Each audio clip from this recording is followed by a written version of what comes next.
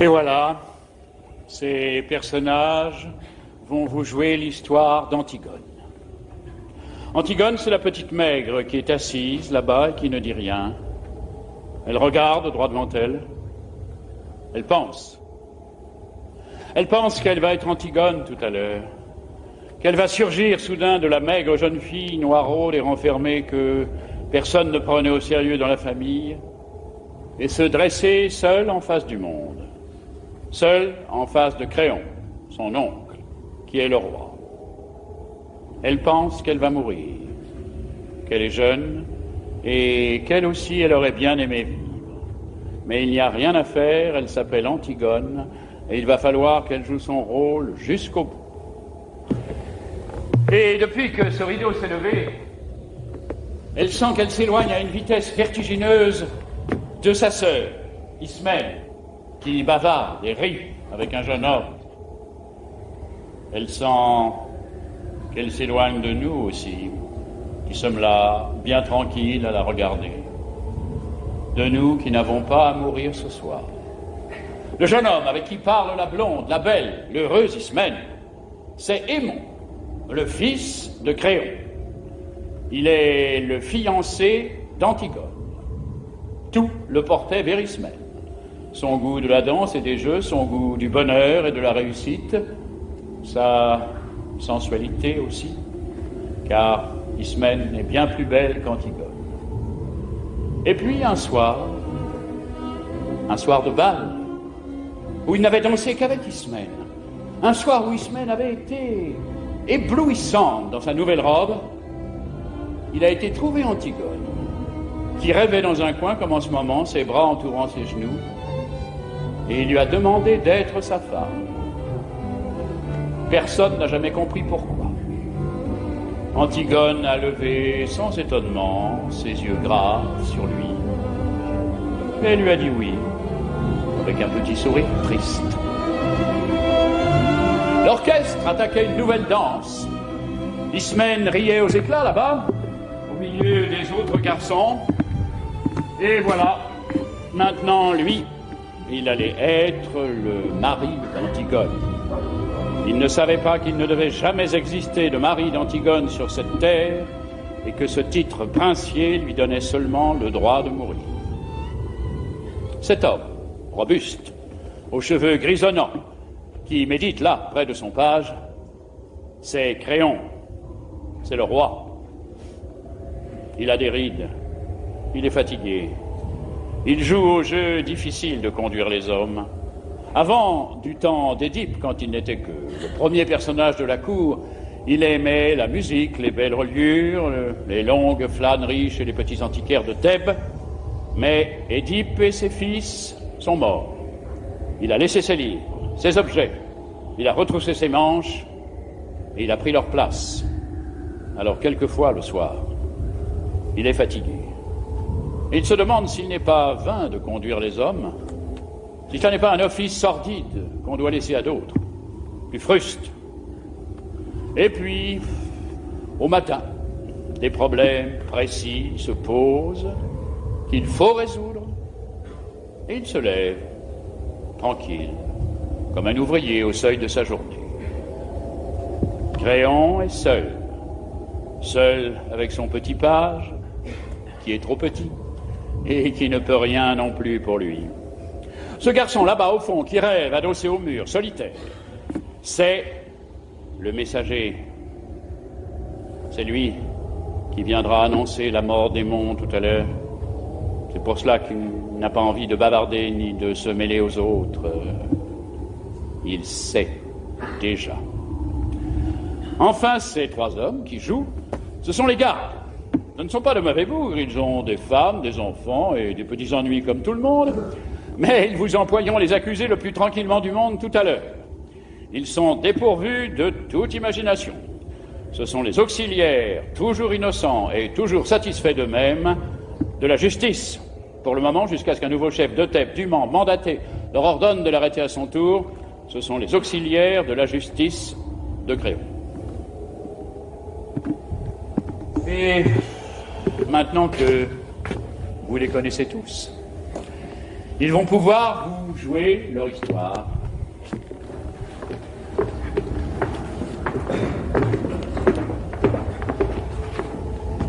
Elle commence au moment où les deux fils d'Édipe, Éthéocle et Polynice, qui devaient régner sur Thèbes 1 an chacun à tour de rôle, se sont battus et entretués sous les murs de la ville. Éthéocle, l'aîné, au terme de la première année de pouvoir, ayant refusé de céder la place à son frère. 7 grands princes étrangers que Polynice avait gagnés à sa cause ont été défaits devant les 7 portes de Thèbes. Maintenant, la ville est sauvée. Les 2 frères ennemis sont morts.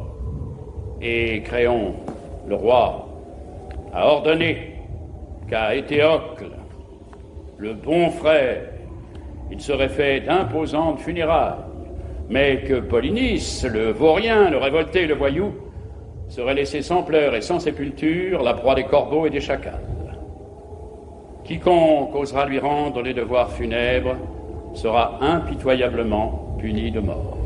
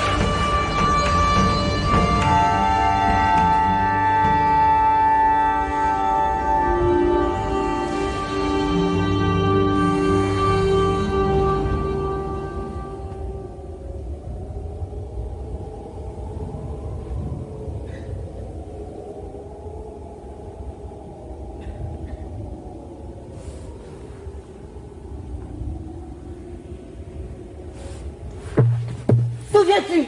Chut. De me promener. Nourrice, c'était beau. Tout était gris. Maintenant, tu ne peux pas savoir, tout est déjà rose, jaune, vert. C'est devenu une carte postale. Il faut te lever plus tôt, Nourrice, si tu veux voir un monde sans couleur.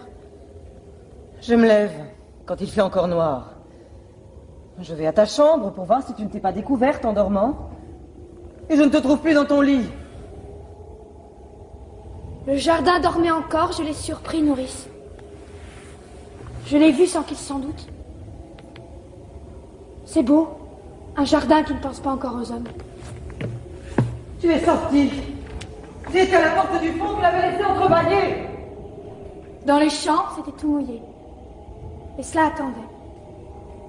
Tout attendait. Je faisais un bruit énorme toute seule sur la route. Et j'étais gênée parce que je savais bien que c'était pas moi qu'on attendait. Alors j'ai enlevé mes sandales et je me suis glissée dans la campagne sans qu'elle s'en aperçoive. Il va falloir te laver les pieds avant de te remettre au lit. Je ne me recoucherai pas ce matin. À 4 heures. Il n'était pas 4 heures. Je me lève pour voir si elle n'était pas découverte. Je trouve son lit froid et personne dedans. Tu crois que si on se levait comme ça, tous les matins, ce serait tous les matins aussi beau, Nourrice, d'être la première fille dehors? La nuit.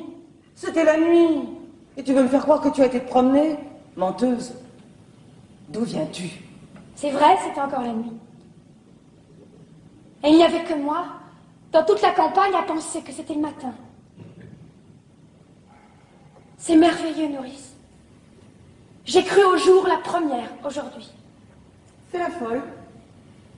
Fais la folle. Je la connais, la chanson. J'ai été fille avant toi. Et pas commode non plus. Mais dure tête comme toi, non. D'où viens-tu, mauvaise? Non, pas mauvaise. Tu avais un rendez-vous, hein? Dis non, peut-être. Oui, j'avais un rendez-vous. Tu as un amoureux? Oui, nourrice. Oui, le pauvre. J'ai un amoureux. Ah, c'est du joli, c'est du propre. Toi, la fille d'un roi. Donnez-vous du mal. Donnez-vous du mal pour les élever, elles sont toutes les mêmes. Tu n'étais pourtant pas comme les autres, toi. À t'attifer toujours devant la glace, à te mettre du rouge aux lèvres, à chercher à ce qu'on te remarque. Qui est-ce? Un voyou, hein, peut-être. Un garçon que tu ne peux pas dire à ta famille. Voilà, c'est lui que j'aime, je veux l'épouser. C'est ça. Hein? C'est ça? Réponds donc, fanfaronne. Oui, nourrice. Et elle dit oui. Miséricorde. Je l'ai eu toute gamine. J'ai promis à sa pauvre mère que j'en ferais une honnête fille. Et voilà. Oh, mais ça ne va pas se passer comme ça, ma petite. Je ne suis que ta nourrice. Et tu me traites comme une vieille bête, bon. Mais ton oncle Créon saura, je te le promets. Oui, nourrice. Mon oncle Créon saura. Laisse-moi maintenant. Et tu verras ce qu'il dira quand il apprendra que tu te lèves la nuit. Et Aimon? Et ton fiancé? Car elle est fiancée. Elle est fiancée et à 4 heures du matin, elle quitte son lit pour aller courir avec un autre. Et ça vous répond qu'on la laisse? Ça voudrait qu'on ne dise rien? Mais tu sais ce que je devrais faire? Te battre, comme lorsque tu étais petite. Nounou, tu ne devrais pas trop crier. Tu ne devrais pas être trop méchante ce matin. Pas crier. Je ne dois pas crier par-dessus le marché. Moi qui avais promis à ta mère. Qu'est-ce qu'elle me dirait, ta mère, si elle était là? Une vieille bête. Oui. Une vieille bête qui n'a pas su me la garder pure, ma petite. Toujours à crier, à faire le chien de garde, à leur tourner autour avec des lainages pour qu'elles ne prennent pas froid, ou des laits de poule pour les rendre fortes. Mais à 4 heures du matin, tu dors, vieille bête. Tu dors, toi qui ne peux pas fermer l'œil. Et tu les laisses filer, marmotte. Et quand tu arrives, le lit est froid. Voilà ce qu'elle me dira, ta mère. Là-haut, quand j'y monterai. Et moi, j'aurais honte. Honte à en mourir s'il n'était pas déjà morte. Je ne pourrais que baisser la tête et répondre. Madame Jocaste, c'est vrai? Non. Nourrice ne pleure plus. Tu pourras regarder maman bien en face quand tu iras la retrouver. Et elle te dira bonjour, nounou. Merci pour la petite Antigone. Tu as bien pris soin d'elle. Elle sait pourquoi je suis sortie ce matin. Tu n'as pas d'amoureux? Non, nounou. Tu te moques de moi alors? Oh, tu vois, je suis trop vieille. Tu étais ma préférée, malgré ton sale caractère. Ta sœur était plus douce, et je croyais que c'était toi qui m'aimais. Si tu m'aimais, tu m'aurais dit la vérité. Pourquoi ton lit était-il froid quand je suis venue te border? Nounou, je suis pure. Je n'ai pas d'autre amoureux qu'Aimon, mon fiancé, je te le jure. Je peux même te jurer, si tu veux, que je n'aurai jamais d'autre amoureux. Garde tes larmes. Garde tes larmes. Tu en auras peut-être besoin encore, nounou. Et quand tu pleures comme cela, je redeviens petite. Et il ne faut pas que je sois petite ce matin. Tu es déjà levée? Je viens de ta chambre. Oui, je suis déjà levée. Oh, toutes les deux alors. Toutes les deux, vous allez devenir folles et vous lever avant les servantes. Vous croyez que c'est bon d'être debout le matin, à jeun? Que c'est convenable pour des princesses? Oh, vous n'êtes seulement pas couvertes. Oh, non. Vous allez voir que vous allez encore me prendre mal. Laisse-nous, nourrice. Il ne fait pas froid, je t'assure, c'est déjà l'été. Va nous faire du café.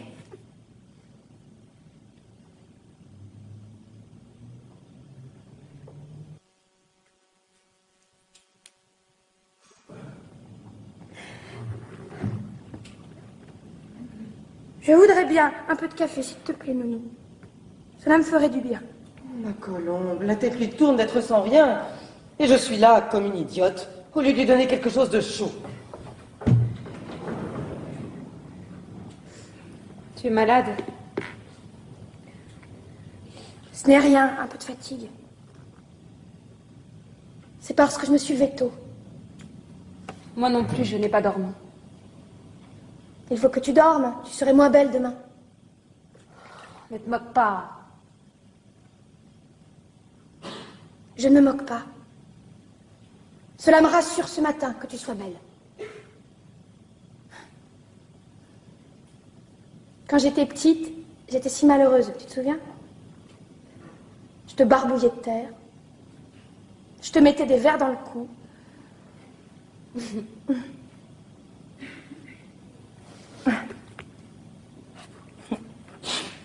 Une fois, j'étais attachée à un arbre et je t'ai coupé tes cheveux. Tes beaux cheveux. Comme cela doit être facile de ne pas penser de bêtises, avec toutes ces belles mèches lisses et bien ordonnées autour de la tête. Pourquoi parlais-tu d'autre chose? Je ne parle pas d'autre chose. Tu sais, j'ai bien pensé, Antigone. Oui? J'ai bien pensé toute la nuit. Tu es folle. Oui. Nous ne pouvons pas. Pourquoi? Il nous ferait mourir. Bien sûr! À chacun son rôle. Lui, il doit nous faire mourir. Et nous, nous devons aller enterrer notre frère. C'est comme cela que ça a été distribué. Qu'est-ce que tu veux que nous y fassions? Je ne veux pas mourir. Moi aussi. J'aurais bien voulu ne pas mourir. Écoute. J'ai bien réfléchi toute la nuit. Je suis l'aînée, je réfléchis plus que toi. Il y a des fois, il ne faut pas trop réfléchir. Si, Antigone. D'abord, bien sûr, c'est horrible, et j'ai pitié, moi aussi, de mon frère. Mais je comprends un peu notre oncle. Moi, je ne veux pas comprendre un peu. Il est le roi, il faut qu'il donne l'exemple. Et moi, je ne suis pas le roi! Chut. Il ne faut pas que je donne l'exemple, moi. Elle fait ce qui lui passe par la tête, la petite Antigone. La sale bête, l'entêtée, la mauvaise. Et puis après, on la met dans un coin ou dans un trou, et c'est bien fait pour elle. Elle n'avait qu'à ne pas désobéir. Allez, allez. Tes sourcils joints, ton regard droit devant toi, et te voilà lancé sans écouter personne. Écoute-moi, j'ai raison plus souvent que toi. Je ne veux pas avoir raison. Essaie de comprendre au moins. Comprendre? Vous n'avez que ce mot-là dans la bouche, tous. Depuis que je suis toute petite. Il fallait comprendre qu'on ne peut pas toucher à l'eau. À la belle et fuyante eau froide parce que ça mouille les dalles. À la terre parce que ça tache les robes. Il fallait comprendre qu'on ne doit pas manger tout à la fois. Donner tout cela dans ses poches aux mendiants qu'on rencontre. Courir. Courir dans le vent jusqu'à ce qu'on tombe par terre et boire quand on a chaud. Et se baigner quand il est trop tôt ou trop tard. Mais pas juste quand on en a envie. Comprendre. Toujours comprendre. Mais moi, je ne veux pas comprendre. Je comprendrai quand je serai vieille. Si je deviens vieille, pas maintenant. Il est plus fort que nous, Antigone. Il est le roi. Et ils pensent tous comme lui dans la ville. Ils sont des milliers et des milliers autour de nous. Grouillant dans toutes les rues de Thèbes. Je ne t'écoute pas. Ils nous hueront. Ils nous prendront avec leurs 1000 bras, leurs 1000 visages et leur unique regard. Ils nous cracheront à la figure. Et il faudra avancer dans leur haine, sur la charrette, avec leur odeur et leur rire, jusqu'au supplice. Et souffrir? Il faudra souffrir. Sentir que la douleur monte, qu'elle est arrivée au point où on ne peut plus la supporter, qu'il faudrait qu'elle s'arrête, mais qu'elle continue pourtant et monte encore, comme une voix aiguë. Oh, je ne peux pas. Je ne peux pas.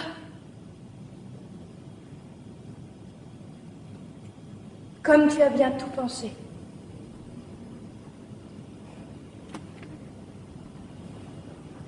Toute la nuit. Pas toi?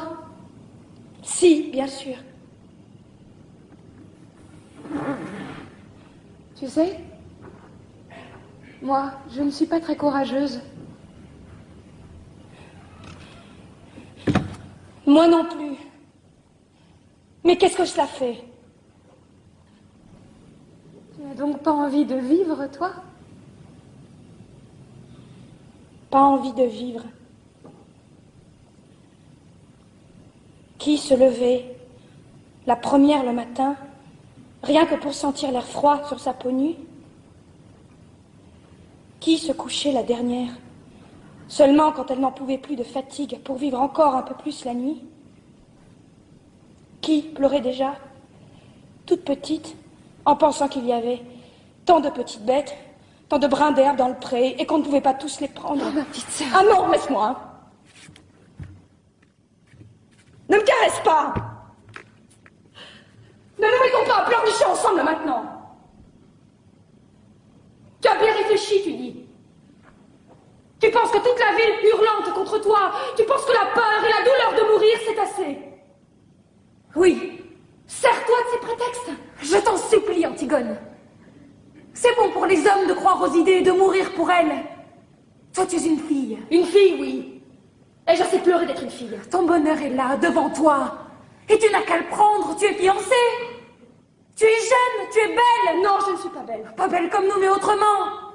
Tu sais bien que c'est sur toi que se retournent les petits voyous dans la rue. Que c'est toi que les petites filles regardent passer, soudain muettes, sans pouvoir te quitter des yeux jusqu'à ce que tu aies tourné le coin. Des voyous. Des petites filles. Et aimons, Antigone.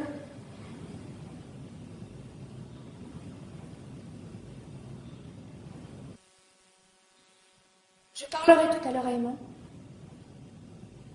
Aimon sera tout à l'heure une affaire réglée. Tu es folle. Tu m'as toujours dit que j'étais folle. Pour tout, depuis toujours.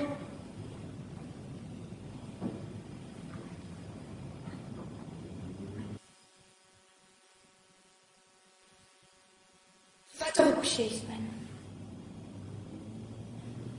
Il fait jour maintenant, tu vois. Et de toute façon, je ne pourrai rien faire. Mon frère mort est maintenant entouré d'une garde exactement comme s'il avait réussi à se faire roi.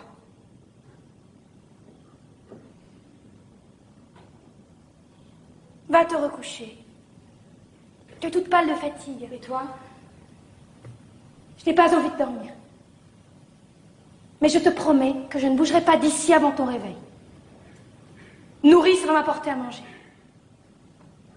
Va dormir encore. Le soleil se lève seulement. Tu as les yeux tout petits de sommeil. Va.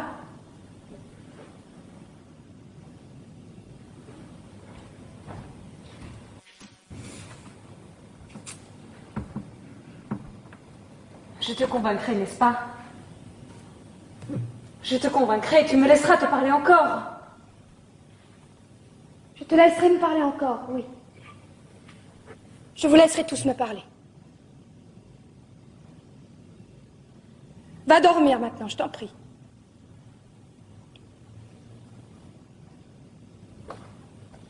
Tu serais moins belle demain.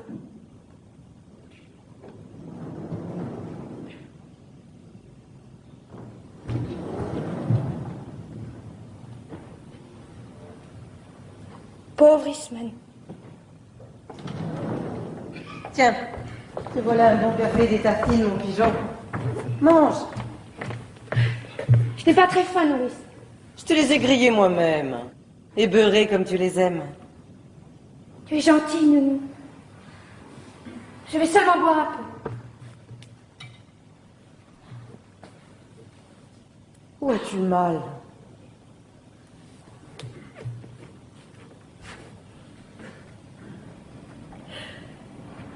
Nulle part, Nounou.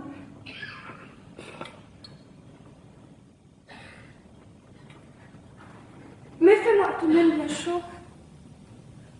Comme lorsque j'étais malade.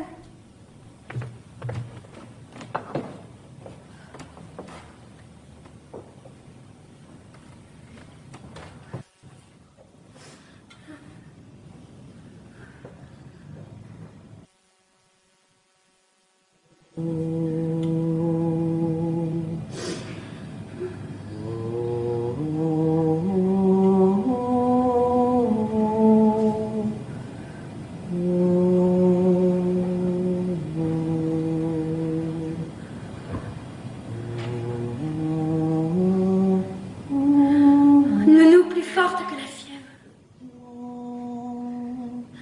Nounou plus forte que le cauchemar. Plus forte que l'ombre de l'armoire qui ricane et se transforme de raineur sur le mur. Plus forte que les 1000 insectes du silence qui rongent quelque chose quelque part dans la nuit. Plus forte que la nuit elle-même, avec ce ululement de folle qu'on n'entend pas. Nounou plus forte que la mort. Donne-moi ta main, comme lorsque tu restes à côté de mon lit. Et qu'est-ce que tu as, ma petite colombe? Rien, Nounou. Je suis seulement encore un peu petite pour tout cela. Mais il n'y a que toi qui dois le savoir.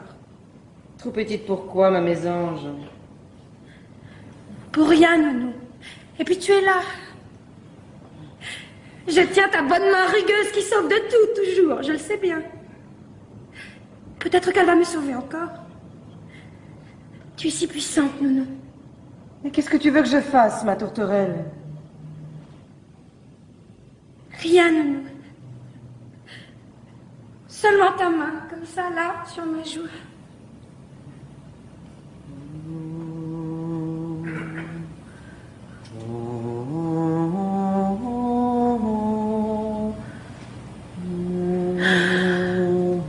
Voilà, je n'ai plus peur.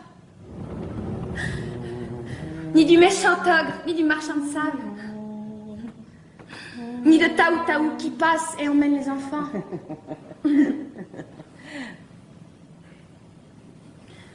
Mais voilà, Aimon. Laisse-nous nourrir.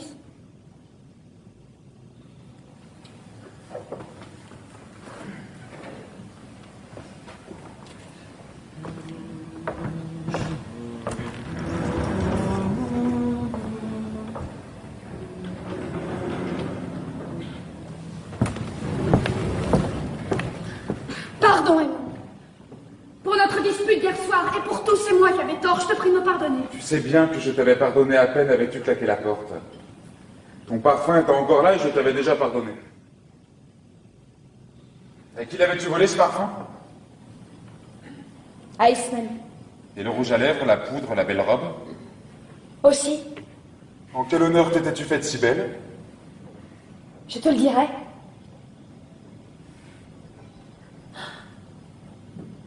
Oh mon chéri, comme j'ai été bête. Tout un soir gaspillé. Un beau soir. Nous aurons d'autres soirs, Antigone. Peut-être pas. Et d'autres disputes aussi. C'est plein de disputes, un bonheur. Un bonheur, oui. Écoute, Aimon. Oui, Ne ris pas, ce matin, sois grave. je suis grave. Et serre-moi. Plus fort que tu m'as jamais serré. Que toute ta force s'imprime dans moi. Là, de toute ma force. C'est bon. Écoute, Aimon. Oui. Je voulais te dire ce matin. Le petit garçon que nous aurions eu tous les deux. Oui. Tu sais, je l'aurais bien défendu contre tout. Oui, Antigone. Je l'aurais serré si fort qu'il n'aurait jamais eu peur, je te le jure. Ni du soir qui vient, ni de l'angoisse du plein soleil immobile, ni des ombres. Notre petit garçon aimé.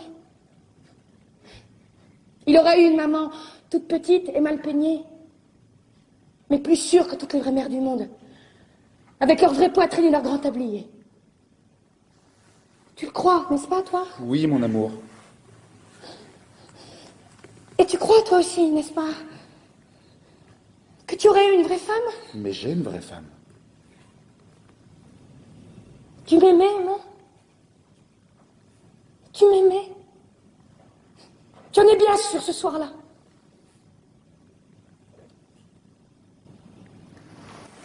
Quel soir?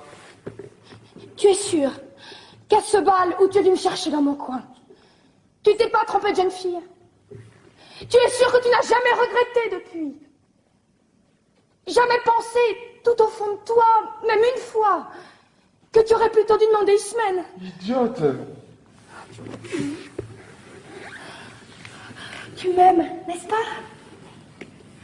Tu m'aimes comme une femme? Tes bras qui me serrent ne mentent pas? Tes grandes mains posées sur mon dos ne mentent pas? Ni ton odeur? Ni ce bon chaud? Ni cette grande confiance qui m'inonde quand j'ai la tête au creux de ton cou? Oui, Antigone, je t'aime comme une femme. Mais je suis noire et maigre, Ismène est rose et dorée comme un fruit. Antigone.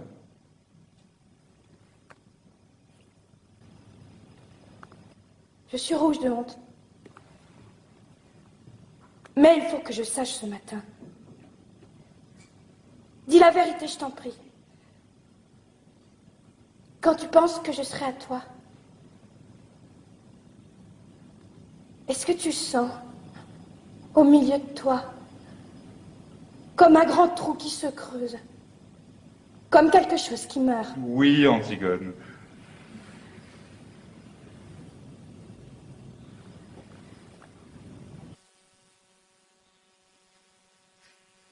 Moi, je sens comme cela.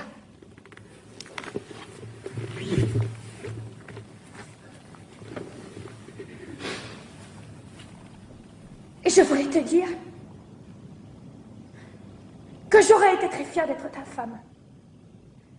Ta vraie femme, sur qui tu aurais posé ta main le soir en t'asseyant, sans penser, comme sur une chose bien à toi. Voilà, maintenant, je vais te dire encore 2 choses. Et quand je te les aurai dites, il faudra que tu sortes sans me questionner. Même si elles te paraissent extraordinaires, même si elles te font de la peine. Jure-le-moi. Qu'est-ce que tu vas me dire encore? Non, jure-moi d'abord que tu sortiras sans rien me dire, sans même me regarder. Si tu m'aimes, jure-le-moi.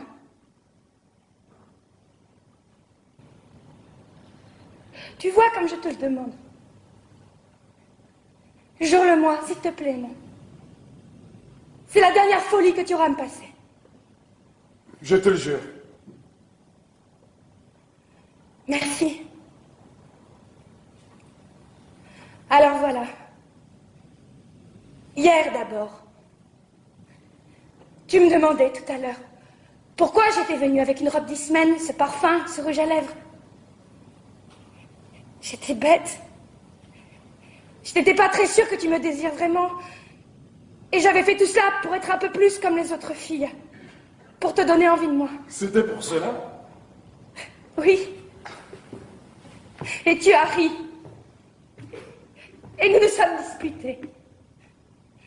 Et mon mauvais caractère a été le plus fort, je me suis sauvée.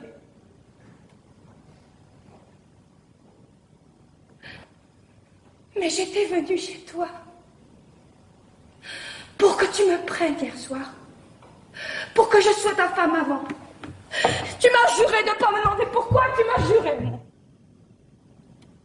Je t'en supplie. D'ailleurs, je vais te dire, je voulais être ta femme quand même. Parce que je t'aime comme cela, moi. que je vais te faire de la peine. Oh mon chéri, pardon. Que jamais, jamais je ne pourrai t'épouser. Tu me l'as juré, non? Sors tout de suite.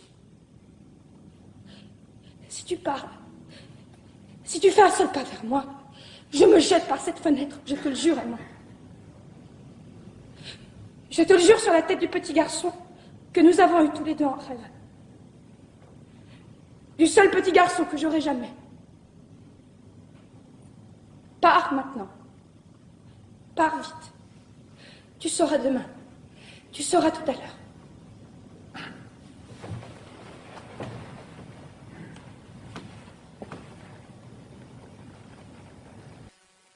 Pars, s'il te plaît, mon. C'est tout ce que tu peux faire encore pour moi, si tu m'aimes.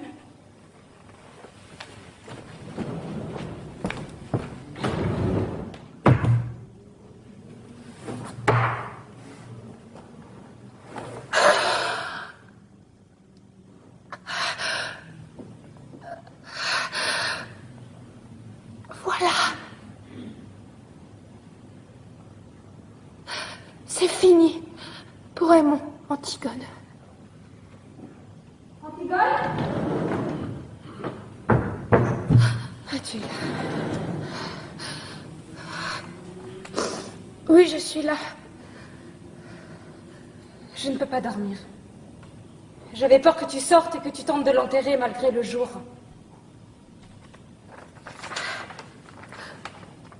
Antigone, ma petite sœur, nous sommes tous là, autour de toi. Aimons-nous, nous et moi. Nous t'aimons et nous sommes vivants, nous. Nous avons besoin de toi. Polynice est mort et il ne t'aimait pas. Il a toujours été un étranger pour nous. Un mauvais frère. Oublie-le, Antigone, comme il nous avait oubliés. Laisse son ombre dure errer éternellement sans sépulture, puisque c'est la loi de Créon. Ne tente pas ce qui est au-dessus de tes forces. Tu braves tout, toujours. Mais tu es toute petite, Antigone. N'y va pas cette nuit. Reste avec nous. Je t'en supplie.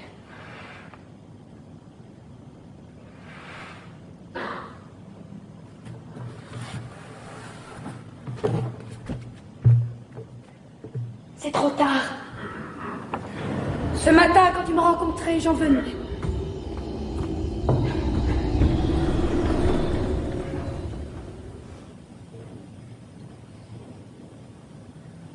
Antigone.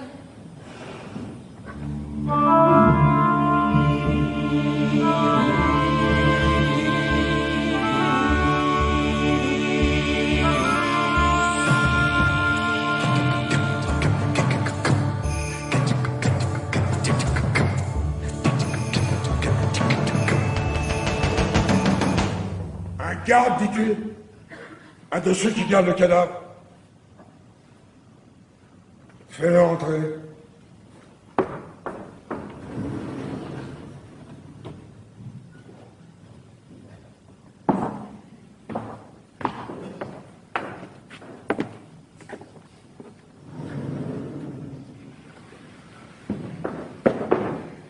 Garde Jonas de la 2e compagnie. Qu'est-ce que tu veux? Voilà, chef. On a tiré au sort pour savoir celui qui viendrait et le sort est tombé sur moi. Alors voilà, chef, je suis venu parce qu'on a pensé qu'il valait mieux qu'il n'y en ait qu'un qui explique. Et puis parce qu'on ne pouvait pas abandonner le poste tous les trois. Qu'as-tu à me dire? Eh bien voilà, chef. Le cadavre. On a veillé pourtant. On avait la relève de 2 heures, la plus dure. Vous savez ce que c'est au moment où la nuit va finir, ce plomb entre les yeux, la nuque qui tire, et puis toutes ces ombres qui bougent et le brouillard du petit matin qui se lève.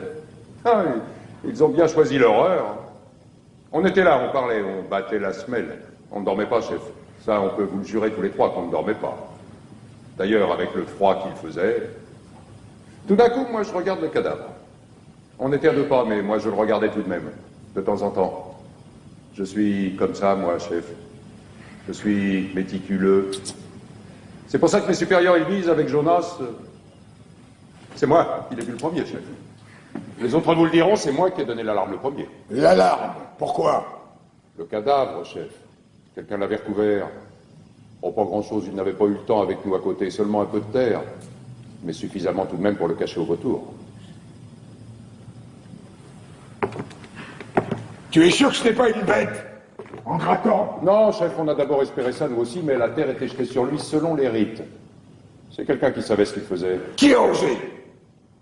Qui a été assez fou pour braver ma loi? As-tu relevé des traces? Rien. Rien qu'un pas plus léger qu'un passage d'oiseau. Après, en cherchant mieux, on a trouvé plus loin une pelle. Une petite pelle d'enfant, toute vieille, toute rouillée. On a pensé que ça ne pouvait pas être un enfant qui avait fait le coup. Un enfant? L'opposition. Brisée qui sourd et mine déjà partout. Les amis de Polynice avec leur or bloqué dans Thèbes. Les chefs de la plèbe, soudainement alliés au prince. Et les prêtres, essayant de pêcher quelque chose au milieu de tout cela. Un enfant. Ils ont dû penser que ce serait plus touchant. Je le vois d'ici, leur enfant, avec sa gueule de tueur à pointer. Et la petite pelle soigneusement enveloppée dans du papier sous sa veste. Ah, à moins qu'il n'ait dressé un vrai enfant, avec des phrases. Une innocence inestimable pour le parti. Un vrai petit garçon pâle, qui crachera devant mes fusils. Un précieux sang bien frais sur mes mains. Double aubaine. Mais ils ont des complices. Et dans ma garde, peut-être. À qui avez-vous déjà parlé de cette affaire? À personne, chef. On a tout de suite tiré au sort et je suis venu. Alors écoute bien. Votre garde est doublée. Renvoyez la relève. Voilà l'ordre. Je ne veux que vous près du cadavre. Et pas un mot. Vous êtes tous coupables d'une négligence. Vous serez punis, de toute façon. Mais si tu parles, si le bruit court dans la ville qu'on a recouvert le cadavre de Polynice, alors vous mourrez. Tous les trois. On n'a pas parlé, chef, je vous le jure. Mais moi, j'étais ici. Et peut-être que les autres, ils l'ont déjà dit à la relève.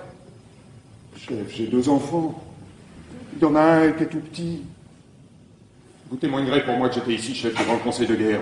J'étais ici, moi, avec vous. J'ai un témoin. Si on a parlé, ce sera les autres, ce sera pas moi. J'ai un témoin, moi. Alors va vite. Si personne ne sait, tu vivras.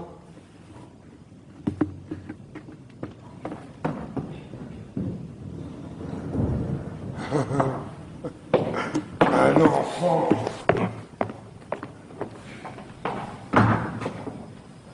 Tu mourrais, toi, pour moi?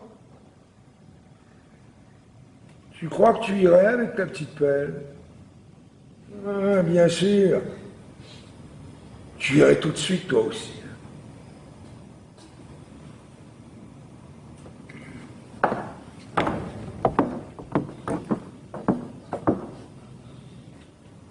Un enfant.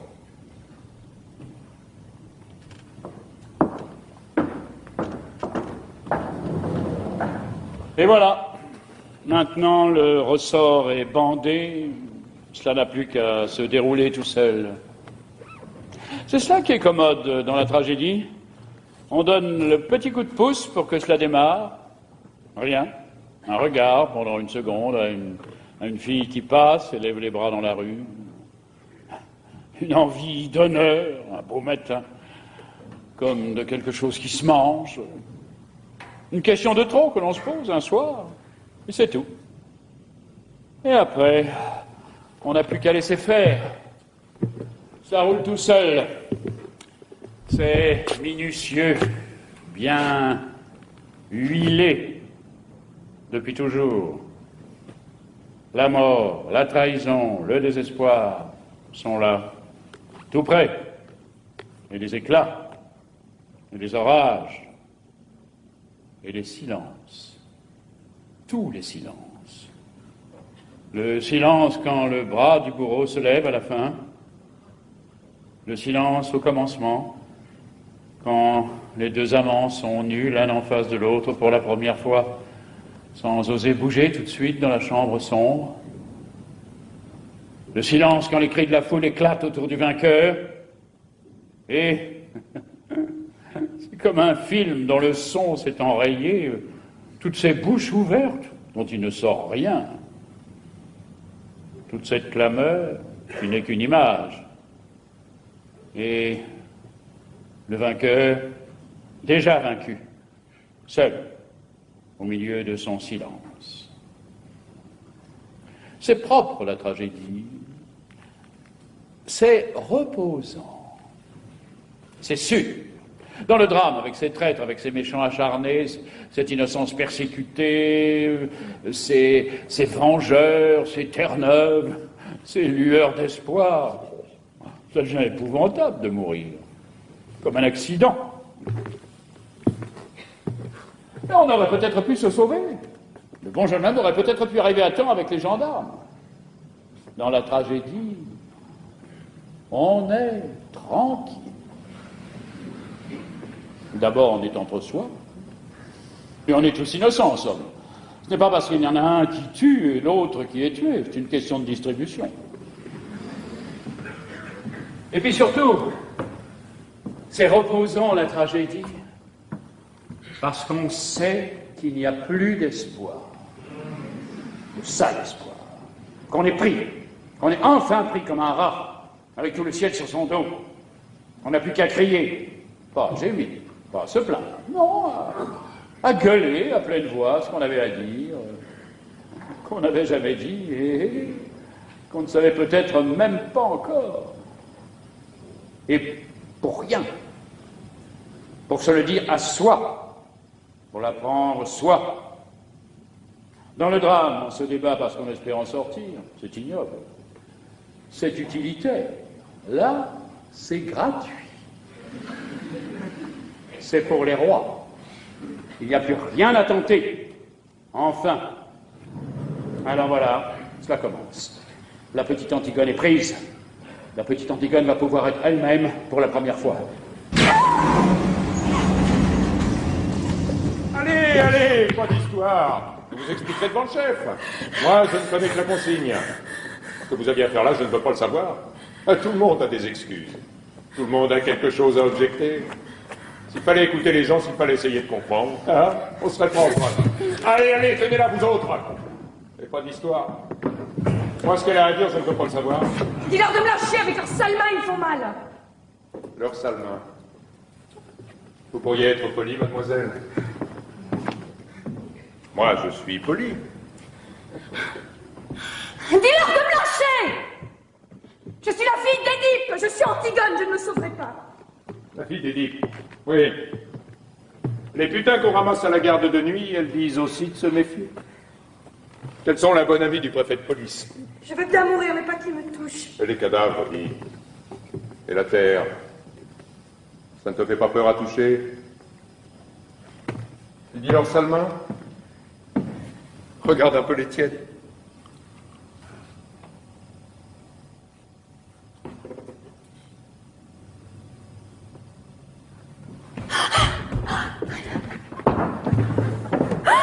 On t'avait pris cet appel? Il a fallu que tu en fasses avec tes ongles la deuxième fois. Ah, cette audace. Je tourne le dos une seconde, je te demande une chic. Allez, le temps de me la caler dans la joue, le temps de dire merci. Elle était là, à gratter comme une petite hyène. Et en plein jour. Et c'est qu'elle se débattait, cette garce, quand j'ai voulu la prendre. C'est qu'elle voulait me sauter aux yeux. Hein. Elle criait qu'il fallait qu'elle finisse.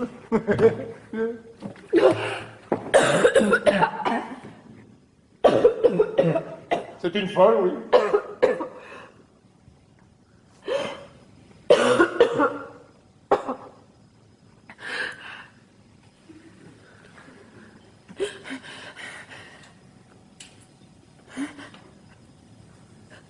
Je voudrais m'asseoir un peu.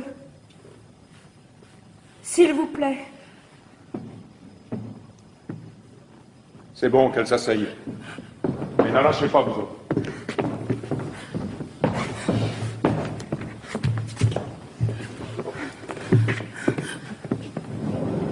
Garde à vous. Lâchez cette jeune fille.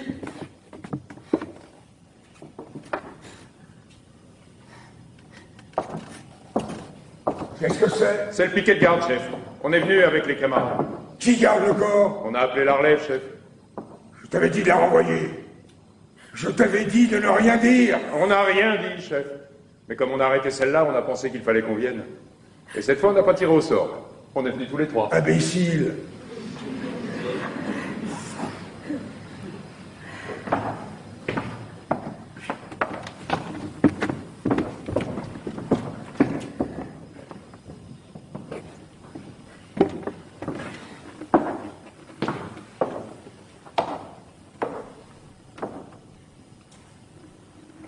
Où t'ont-ils arrêté? Près du cadavre, chef. Qu'allais-tu faire près du cadavre de ton frère? Tu savais que j'avais interdit de l'approcher? Ce qu'elle faisait, chef, c'est pour ça qu'on vous l'amène. Elle grattait la terre avec ses mains. Elle était en train de le recouvrir, encore une fois. Sais-tu bien ce que t'es en train de dire, toi? Chef, vous pouvez demander aux autres. On avait dégagé le corps à mon retour. Mais avec le soleil qui chauffait, comme il commençait à sentir, on s'était mis sur une petite hauteur, pas loin, pour être dans le vent.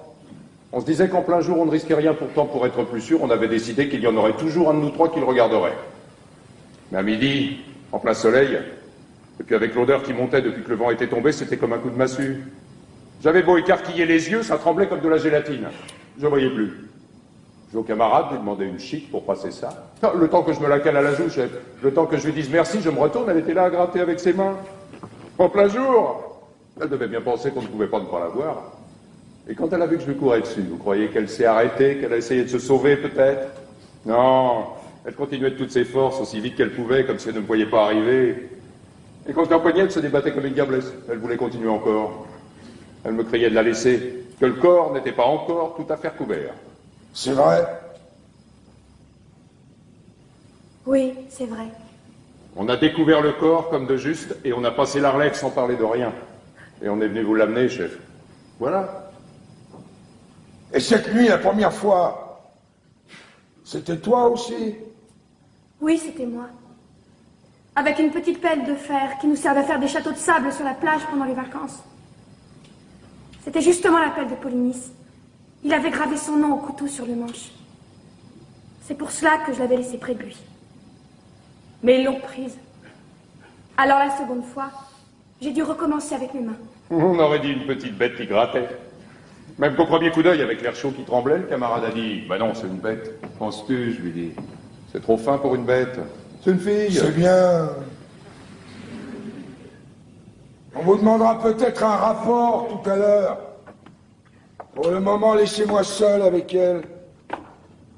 Petit, conduis ces hommes à côté et qu'ils restent au secret, jusqu'à ce que je revienne les voir.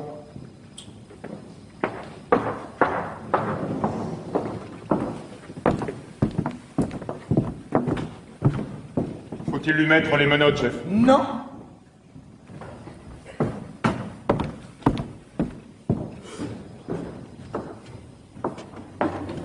Avais-tu parlé de ton projet à quelqu'un? Non. As-tu rencontré quelqu'un sur ta route? Non, personne. Tu es bien sûr? Oui. Alors écoute-moi bien. Tu vas rentrer chez toi te coucher. Dire que tu es malade, que tu n'es pas sorti depuis hier. Ta nourrice dira comme toi. Je ferai disparaître ces trois hommes. Pourquoi? Puisque vous savez bien que je recommencerai.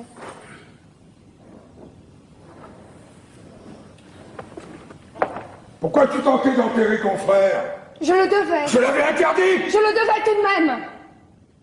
Ceux qu'on n'enterre pas errent éternellement, sans jamais trouver de repos. Si mon frère vivant était rentré harassé d'une longue chasse, je lui aurais enlevé ses chaussures, je lui aurais fait à manger. Je lui aurais préparé son lit. Polynice, aujourd'hui, a achevé sa chasse. Il rentre à la maison, où mon père et ma mère et Théocle aussi l'attendent. Il a droit au repos. C'était un révolté, un traître. Tu le savais? C'était mon frère. Mais tu l'as entendu proclamer, l'étais au carrefour. Tu avais lu l'affiche sur tous les murs de la ville. Oui. Tu savais le sort qui était promis à celui quel qu'il soit qui oserait lui rendre les honneurs funèbres? Oui, je le savais. Ah, alors tu as peut-être cru que d'être la fille d'Édipe, la fille de l'orgueil d'Édipe, c'était assez pour être au-dessus de la loi. Non, je n'ai pas cru cela. La loi est d'abord faite pour toi, Antigone. La loi est d'abord faite pour les filles des rois. Si j'avais été une servante, en train de faire sa vaisselle, quand j'ai entendu lire l'édit, j'aurais essuyé l'eau grasse de mes bras, et je serais sortie avec mon tablier pour aller enterrer mon frère. C'est pas vrai! Si tu avais été une servante, hein, tu n'aurais pas douté que tu allais mourir. Et tu serais resté à pleurer ton frère, mais chez toi. Seulement tu as pensé que tu étais de race royale, ma nièce, la fiancée de mon fils, et que quoi qu'il arrive, je n'oserais pas te faire mourir. Vous vous trompez. J'étais certaine que vous me feriez mourir, au contraire. Voilà, l'orgueil. L'orgueil d'Édipe, tu es l'orgueil d'Édipe. Ah, maintenant que je l'ai trouvé au fond de tes yeux, je te crois. Tu as dû penser que je te ferais mourir. Et cela paraissait un dénouement alors tout naturel pour toi, orgueilleuse. Pour ton père non plus, je ne dis pas le bonheur, il n'en était pas question. Mais le malheur humain, c'était trop peu. Parce que l'humain vous gêne aux entournures dans la famille. Il vous faut un tête-à-tête avec le destin et la mort. Et tuer votre père, et coucher avec votre mère, et apprendre tout cela après mot par mot. Ah, quel breuvage, hein, les mots qui vous condamnent. Et comme on les boit goulûment, lorsqu'on s'appelle Édipe ou Antigone. Et le plus simple après, hein, c'est encore de se crever les yeux, et d'aller mendier avec ses enfants sur les routes. Eh bien non! Ces temps sont révolus pour Thèbes. Thèbes a droit maintenant à un prince, sans histoire. Moi, je m'appelle seulement Créon. Dieu merci. J'ai mes 2 pieds par terre, mes 2 mains enfoncées dans mes poches. Et puisque je suis roi, j'ai résolu, avec moins d'ambition que ton père, de m'employer tout simplement à rendre l'ordre de ce monde un peu moins absurde, si c'est possible. Ce n'est même pas une aventure, c'est un métier. Un métier pour tous les jours. C'est pas toujours drôle, comme tous les métiers. Mais puisque je suis là, hein, je suis là pour le faire. Alors je vais le faire. Écoute-moi bien, tu es Antigone, tu es la fille d'Édipe, soit. Mais tu as 20 ans. Il n'y a pas si longtemps, tout cela se serait réglé avec du pain sec, une paire de gifles. Te faire mourir? Tu ne t'es pas regardé, moineau. Tu es trop maigre.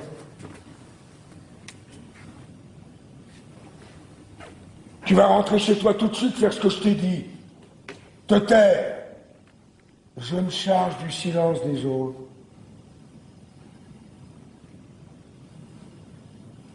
Allez, va!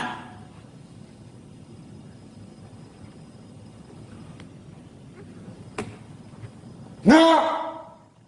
Ne me foudroie pas comme ça du regard. Hein? Tu me prends pour une brute, c'est entendu. Et tu dois penser que décidément, je suis bien prosaïque. Ah. Mais je t'aime. Je t'aime bien tout de même, hein, malgré ton sale caractère. N'oublie pas que c'est moi qui t'ai fait cadeau de ta première poupée. Hein, il n'y a pas si longtemps. Antigone, c'est par cette porte qu'on regagne ta chambre. Où t'en vas-tu par là? Vous le savez bien. Quel jeu joues-tu? Je ne joue pas. Tu ne comprends donc pas que si quelqu'un d'autre que ces 3 brutes sait tout à l'heure ce que tu as tenté de faire, moi, je serais obligé de te faire mourir. Mais si tu te tais maintenant, si tu renonces à cette folie, j'ai une chance de te sauver, mais je ne l'aurai plus dans 5 minutes. Il faut que j'aille enterrer mon frère, que ces hommes ont découvert. Tu irais refaire ce geste absurde. Mais il y a une autre garde autour du corps de Polynice, et même si tu parviens à le recouvrir encore, on dégagera son cadavre, tu le sais bien. Que peux-tu donc sinon t'ensanglanter encore les ongles? Te faire prendre? Rien d'autre que cela, je le sais. Mais cela, du moins, je peux. Et il faut faire ce que l'on peut. Tu y crois donc vraiment, toi, cet enterrement dans les règles, à cette ombre de ton frère condamné à errer toujours, si on ne jette pas sur le cadavre un petit peu de terre, avec la formule du prêtre? Tu l'auras déjà entendu, toi, la réciter au prêtre de Thèbes, la formule? Tu as vu ces pauvres têtes d'employés fatigués, écourtant les gestes, avalant les mots, bâclant ce mort pour en prendre un autre avant le repas de midi? Oui, je les ai vus. Et tu n'as jamais pensé alors que si c'était un être que tu aimais vraiment, qui était là, couché, dans cette boîte, tu te mettrais à hurler tout d'un coup, alors crier de se taire, de s'en aller? Si, je l'ai pensé. Et tu risques la mort maintenant parce que j'ai refusé à ton frère ce passeport dérisoire, ce bredouillage en série sur sa dépouille, cette pantomime dont tu aurais été la première à avoir honte et mal si on l'avait joué. C'est absurde. Oui, c'est absurde. Et pourquoi fais-tu ce geste alors? Pour les autres? Pour ceux qui y croient? Ou pour les dresser contre moi? Non. Ni pour les autres, ni pour ton frère. Pour qui alors? Pour personne. Pour moi. Ah, tu as donc tellement envie de mourir. C'est vrai. Tu as l'air d'un petit gibier pris. Ne vous attendrissez pas trop sur moi. Faites comme moi, faites ce que vous avez à faire. Mais si vous êtes un être humain, faites-le vite. Voilà tout ce que je vous demande. Je n'aurai pas du courage éternellement, c'est vrai.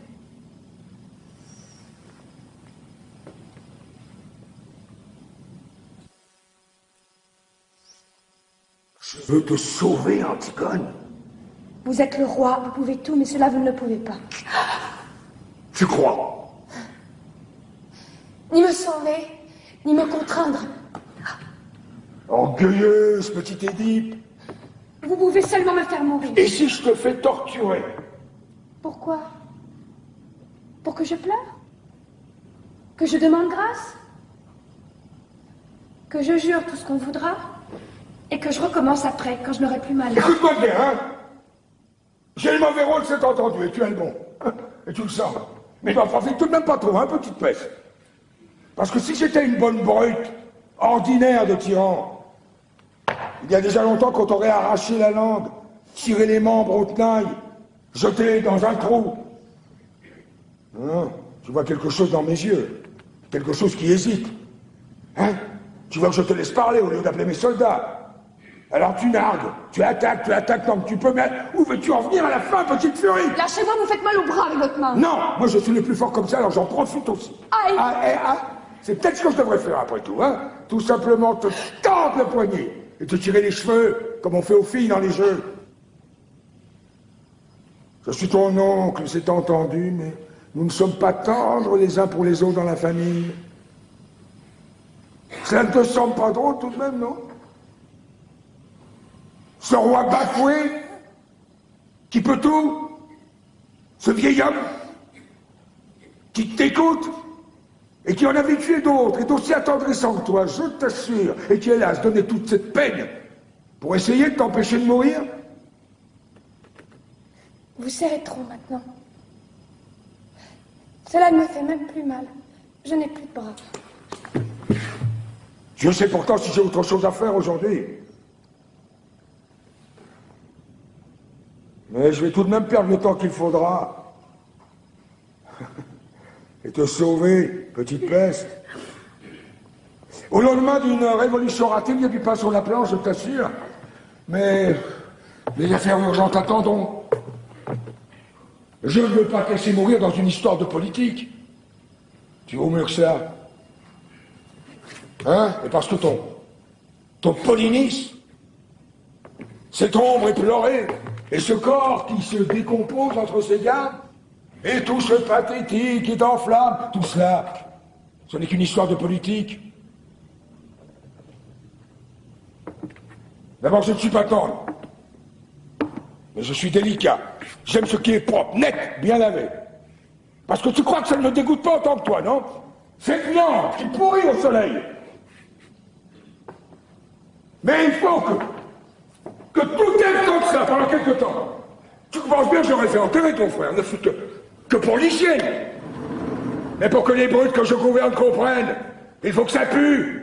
Le cadavre de Polynice, dans toute la ville, pendant un mois. Vous êtes odieux! Oui, mon petit... C'est le métier qu'il veut.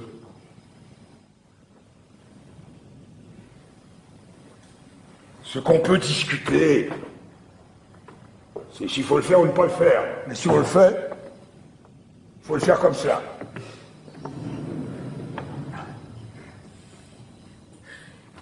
Et pourquoi le faites-vous? Un matin, je me suis réveillé, roi de Thèbes.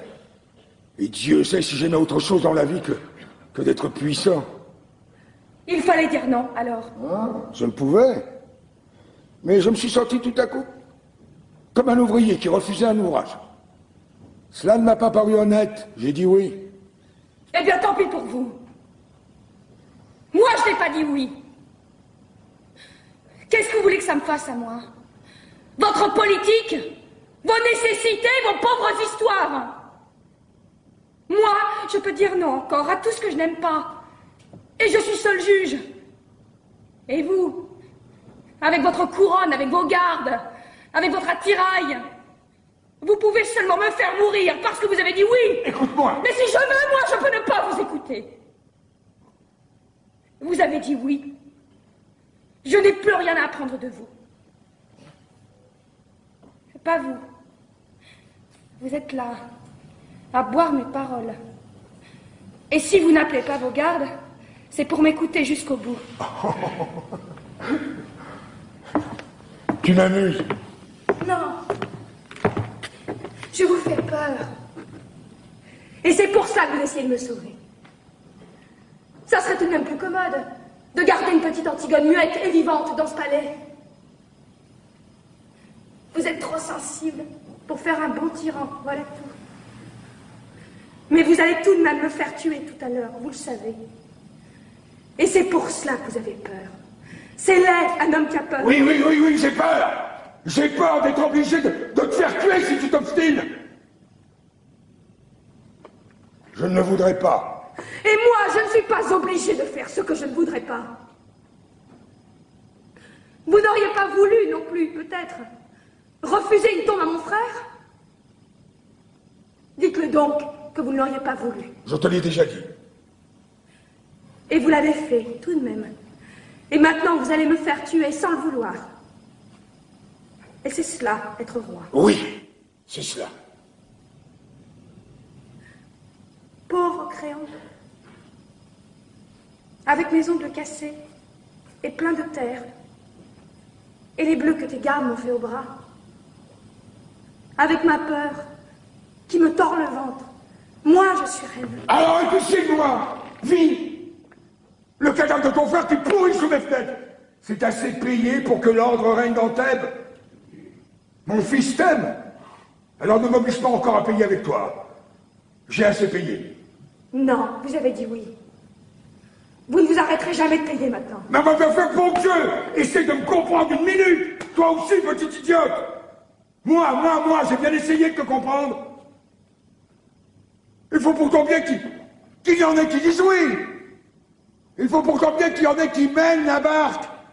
Parce que ça prend l'eau. Ça prend l'eau de toutes parts.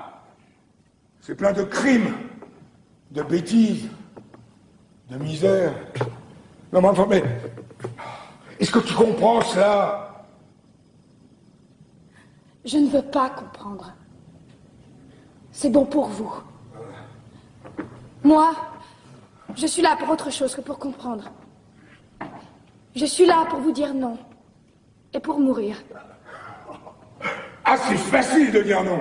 Pas toujours. Pour dire oui, il faut suer. Hein, retrousser ses manches.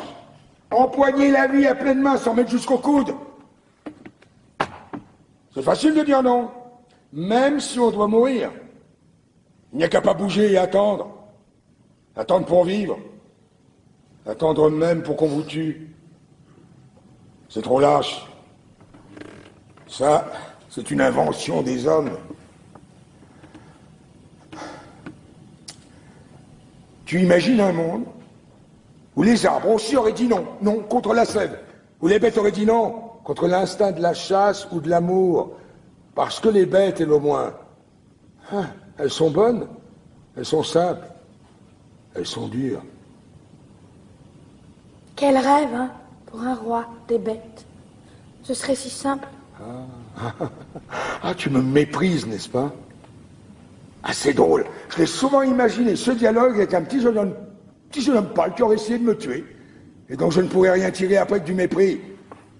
Mais je ne pensais pas que ce serait avec toi et pour quelque chose d'aussi bête. Alors, écoute-moi tout de même pour la dernière fois. Mon rôle n'est pas bon, mais c'est mon rôle et je vais te faire tuer. Seulement avant, je voudrais que toi aussi tu sois bien sûr du tien. Parce que tu sais pourquoi tu vas mourir, Antigone. Tu sais au bas de quelle histoire sordide tu vas signer pour toujours ton petit nom sanglant? Quelle histoire? Celle d'Éthéocle et de Polynice, celle de tes frères. Ah non, non, non, non, non, non, tu crois la savoir, mais tu ne la sais pas, parce que personne ne la sait d'Antenne. Que moi. Mais il me semble que toi, ce matin, tu as aussi le droit de l'apprendre. Et ce n'est pas bien beau, tu vas voir. Ah, que te rappelles-tu de tes frères d'abord? 2 compagnons de jeu qui te méprisaient sans doute, te cassaient tes poupées en se chuchotant éternellement des mystères à l'oreille l'un de l'autre pour te faire enrager. C'était des grands. Ah. Alors après, tu as dû les admirer avec leurs premières cigarettes, leurs premiers pantalons longs, et puis ils ont commencé à sortir le soir, hein, à sentir l'homme. Alors là, après, ils ne t'ont plus regardé du tout. J'étais une fille. Tu voyais bien pleurer ta mère, ton père se mettre en colère à leur retour. Tu entendais claquer les portes et leur ricanement dans les couloirs. Et ils passaient devant toi, goguenard, veulent, ils sentaient le vin. Une fois, je m'étais cachée derrière une porte. C'était le matin, nous venions de nous lever et eux, ils rentraient. Polynice m'a vu. Il était pâle, les yeux brillants, et si beau dans son vêtement du soir. Il m'a dit, tiens, tu es là, toi. Et il m'a donné une grande fleur de papier qu'il avait rapportée de sa nuit. Ah. Et tu l'as conservée, n'est-ce pas, cette fleur?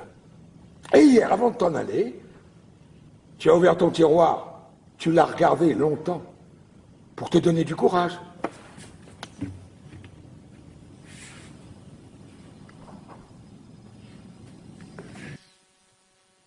Qui vous a dit ça?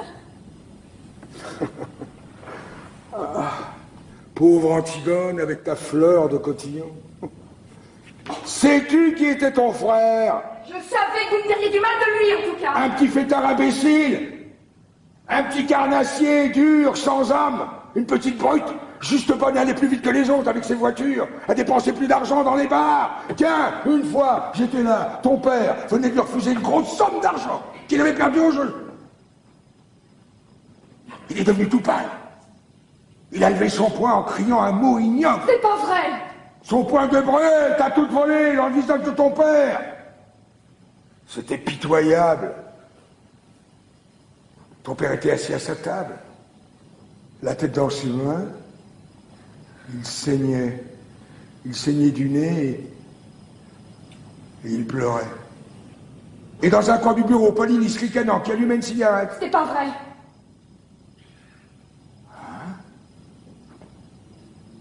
Tu ne te rappelles plus. Tu avais 12 ans. Vous ne l'avez pas revu pendant longtemps après. C'est vrai ça? Oui, c'est vrai. C'était après cette dispute. Ton père n'a pas voulu le faire juger. Alors il s'est engagé dans l'armée argienne. Et dès qu'il a été chez les Argiens, la chasse à l'homme a commencé contre ton père, contre ce vieil homme qui ne se décidait pas à mourir, à lâcher son royaume. Les attentats se succédaient, et les tueurs que nous prenions finissaient toujours par avouer qu'ils avaient reçu de l'argent de lui, mais pas seulement de lui d'ailleurs, car c'est cela que je veux que tu saches, les coulisses de ce drame, où toi tu brûles de jouer un rôle, hein, la cuisine. Hier, j'ai fait faire des funérailles grandioses à Éthéocle. Éthéocle est un héros et un saint maintenant pour Thèbes. Tout le peuple était là. les enfants des écoles ont donné tous les sous de leur tirelire pour la couronne. Des vieillards, faussement émus, ont magnifié avec des trémolos dans la voix le bon frère, le fils d'Édipe, le prince royal. Moi aussi, j'ai fait un discours, et tous les prêtres de Thèbes au grand complet avec la tête de circonstance. Et les honneurs militaires. Ah, il fallait bien. Je ne pouvais tout de même pas m'offrir une crapule dans les deux camps. Car je vais te dire quelque chose à toi. Quelque chose que moi, je sais seul. Quelque chose d'effroyable. Et Théocle, ce prix de vertu ne valait pas plus cher que Polynice. Le bon fils avait essayé lui aussi de faire assassiner son père. Le prince loyal avait décidé, lui aussi, de vendre Thèbes au plus offrant, hein? Crois-tu que c'est drôle? Cette trahison pour laquelle le camp de Polynice est en train de pourrir au soleil. Eh bien, j'ai la preuve maintenant. Et Théo, qui dort dans son tombeau de marbre, se préparait lui aussi à la commettre. C'est un hasard. Si Polynice a réussi son coup avant lui, nous avions affaire à deux larrons en foire qui se trompaient l'un l'autre en nous trompant, et qui se sont égorgés l'un et l'autre, comme deux petits voyous qu'ils étaient pour un règlement de compte.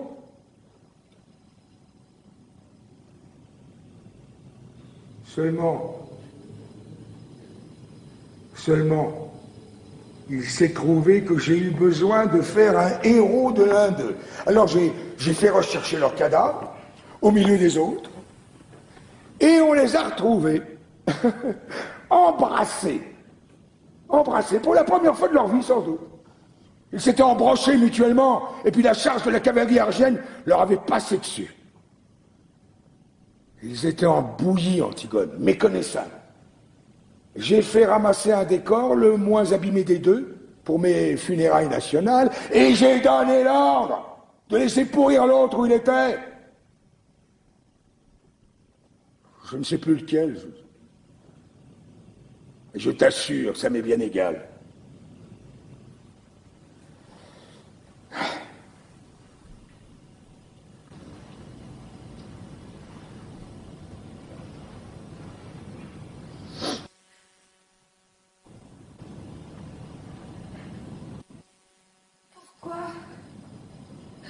M'avez-vous raconté cela?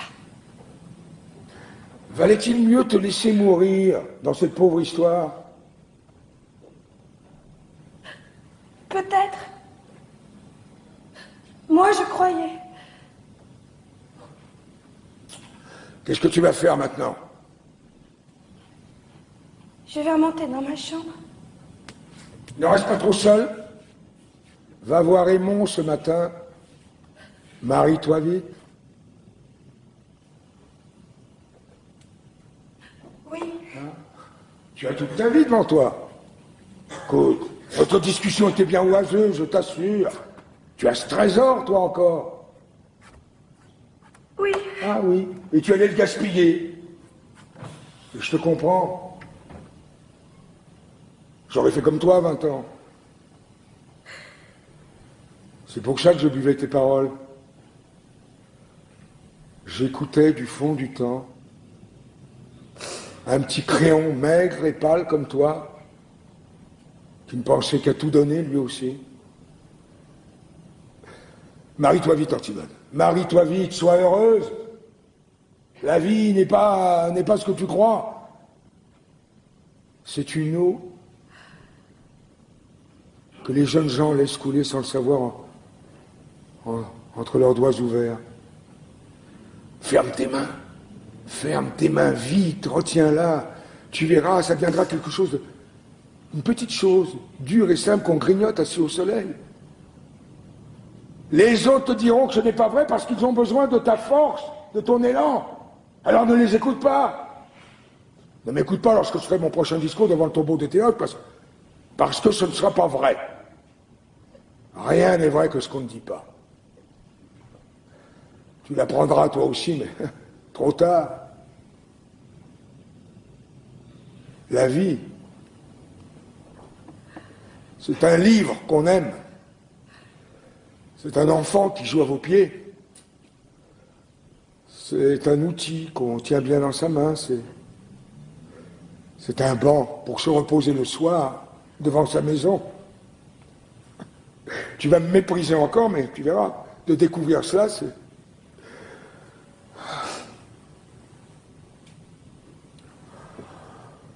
c'est la consolation dérisoire de vieillir. Parce que la vie, ce n'est peut-être tout de même que le bonheur.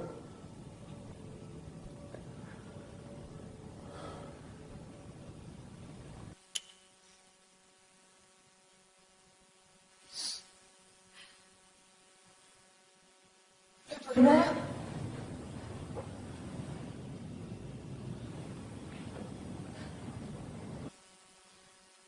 Pauvre mot, hein. Et quel sera-t-il, mon bonheur?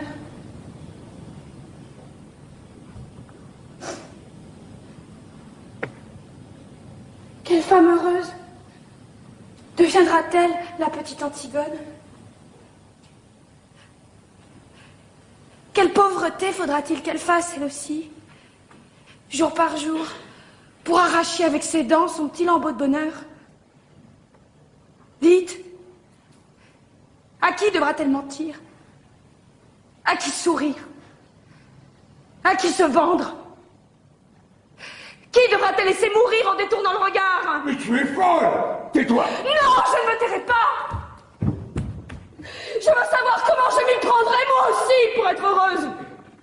Et tout de suite, puisque c'est tout de suite qu'il faut choisir. Vous dites que c'est si beau, la vie. Je veux savoir comment je m'y prendrai pour vivre. Tu aimes Aymon.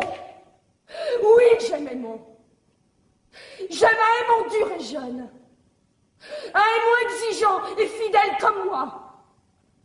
Mais si votre vie, votre bonheur, doivent passer sur lui avec leur usure, si Aymon ne doit plus pâlir quand je pâlis, s'il ne peut me croire morte quand je suis en retard de 5 minutes,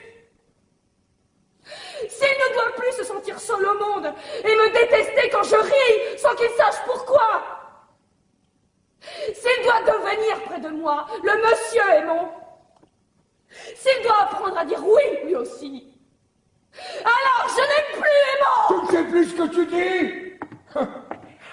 Tais-toi. Oh, si je sais ce que je dis. Seulement c'est vous qui ne m'entendez plus. Je vous parle de trop loin maintenant. D'un royaume où vous ne pouvez plus entrer avec vos rides, votre sagesse, votre ventre. Je ris, Créon. Parce que je te vois à 15 ans tout d'un coup, et c'est le même air d'impuissance et de croire qu'on peut tout. La vie t'a seulement rajouté ces petits plis sur le visage et cette graisse autour de toi. Ah, écoute, tu vas te taire à la fin. Mais pourquoi veux-tu me faire taire? Parce que tu sais que j'ai raison? Tu crois que je ne le vois pas dans tes yeux, que tu le sais? Tu sais que j'ai raison. Mais tu ne l'avoueras jamais parce que tu es en train de défendre ton bonheur en ce moment, comme un os. Oui, le tien, et le mien. Imbécile. Vous me dégoûtez tous avec votre bonheur. Avec votre vie qu'il faut aimer coûte que coûte. On dirait des chiens qui lèchent tout ce qu'ils trouvent. Et cette petite chance pour tous les jours, si on n'est pas trop exigeant. Mais moi, je veux tout. Et tout de suite. Et que ce soit entier, ou alors je refuse. Je ne veux pas être modeste, moi, et me contenter d'un petit morceau si j'ai été bien sage. Je veux être sûre de tout, aujourd'hui. Et que ce soit aussi beau que quand j'étais petite, ou mourir. Voilà, tu commences. Commence comme ton père. Comme mon père. Comme mon père, oui. Nous sommes de ceux qui posent les questions jusqu'au bout. Jusqu'à ce qu'il ne reste plus la plus petite chose d'espoir vivante. La plus plus petite chance d'espoir à étrangler. Nous sommes de ceux qui lui sautent dessus quand ils rencontrent votre espoir. Votre cher espoir. Votre seul espoir. Et toi? Mais si tu voyais ta tête, en criant ces mots. Mais tu es laide. Et oui, je suis laide. C'est ignoble, n'est-ce pas? Ces cris, ces sursauts, cette tête de chiffonnier. Papa n'est devenu beau qu'après. Quand il a été bien sûr enfin qu'il avait tué son père, que c'était bien avec sa mère qu'il avait couché et que rien, plus rien ne pourrait le sauver. Alors il s'est calmé tout d'un coup. Il a eu comme un sourire et il est devenu beau, c'était fini. Il n'a plus qu'à fermer les yeux pour ne plus vous voir. À vos têtes. Vos pauvres têtes de candidats au bonheur. Mais c'est vous qui êtes laids. Même les plus beaux. Vous avez tous quelque chose de laid au coin de l'œil ou de la bouche. Tu l'as bien dit tout à l'heure, Créon, la cuisine. Vous avez des têtes de cuisiniers. Je t'ordonne de te taire maintenant, tu entends? Tu m'ordonnes, cuisinier, mais tu crois que tu peux m'ordonner quelque chose? L'antichambre est pleine de mots. Tu veux donc te perdre? On va t'entendre. Eh bien, ouvre les portes, justement, il faut m'entendre. Mais pas Dieu. Tu vas te taire à la fin. Allons vite, cuisinier, appelle tes gardes. Qu'est-ce que tu veux, toi aussi? Antigone, tu vois, je viens. J'ai du courage.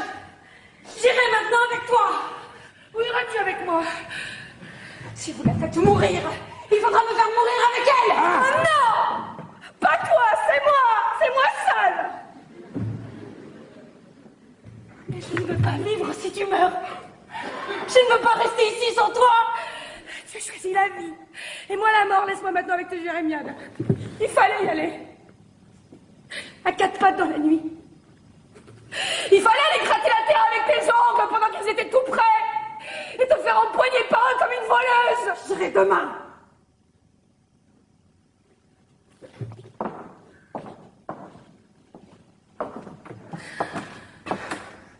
Tu l'entends, Créon? Elle aussi. Qui sait? Si cela ne va pas prendre encore à d'autres en m'écoutant. Mais qu'est-ce que tu attends pour me faire taire?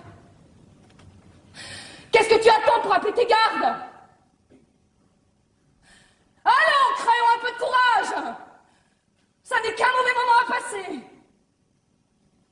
Allons vite, cuisinier, puisqu'ils le font. Garde! Emmenez-la! Enfin, Créon. Antigone.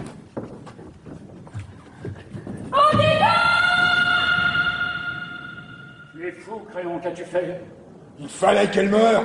Ne laisse pas mourir Antigone, Créon. Nous allons tous porter cette plaie aux côtés pendant des siècles. C'est elle qui voulait mourir.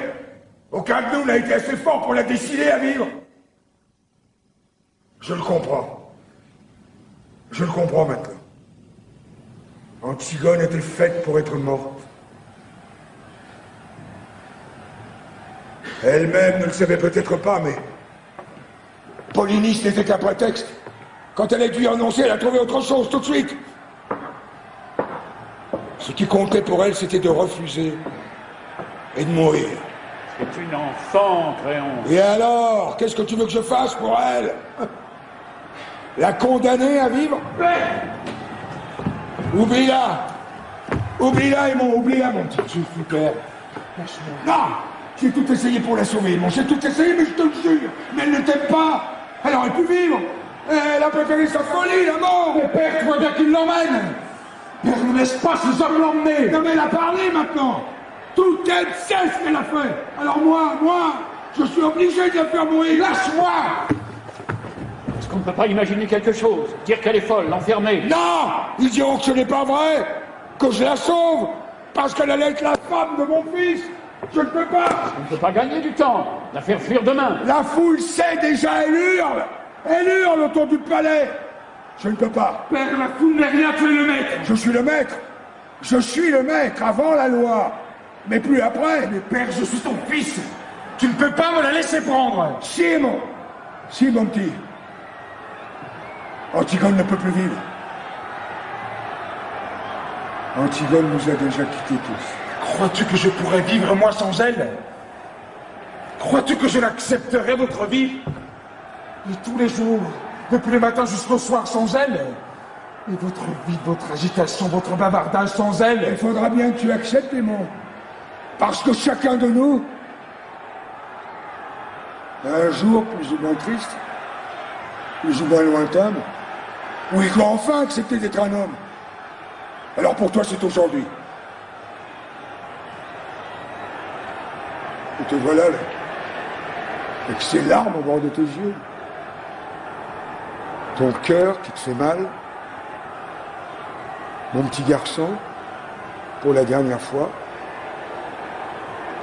Quand tu te seras détourné, quand tu auras franchi ce seuil tout à l'heure, tout sera fini. C'est déjà fini. Ne me juge pas, Aimon.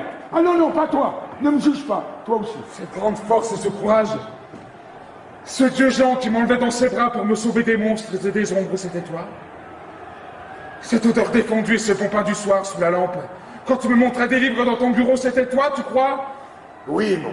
Tous ces soins, tout cet orgueil, tous ces livres pleins de héros, c'était donc pour en arriver là? Être un homme, comme tu dis, est trop heureux de vivre? Oui, Aimon. Père, ce n'est pas vrai. Ce n'est pas toi. Ce n'est pas aujourd'hui.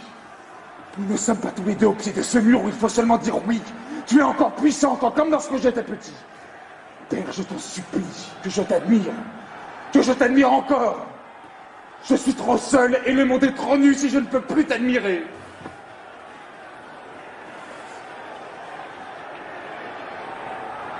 On est tout seul, Aimon. Le monde est nu. Tu m'as admiré trop longtemps. Regarde-moi. Regarde-moi! C'est ça devenir un homme. Voir le visage de son père en face, une fois. Antigone! Antigone, au secours! Il est sorti comme un fou.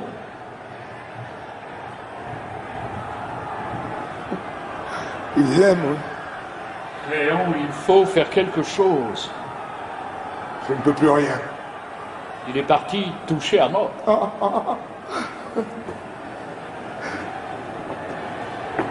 Nous sommes tous touchés à mort. Chef, ils envahissent le palais. Léon, je ne veux plus voir leur visage. Je ne veux plus entendre leurs cris. Que ma mort, maintenant, c'est assez. Fais que je ne vois plus personne, jusqu'à ce que ça soit fini.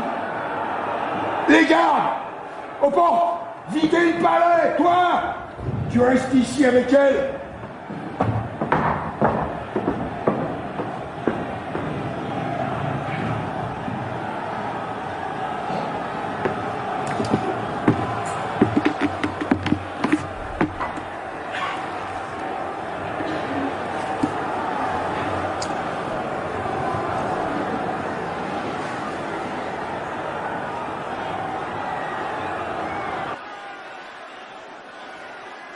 C'est toi, Qui, moi?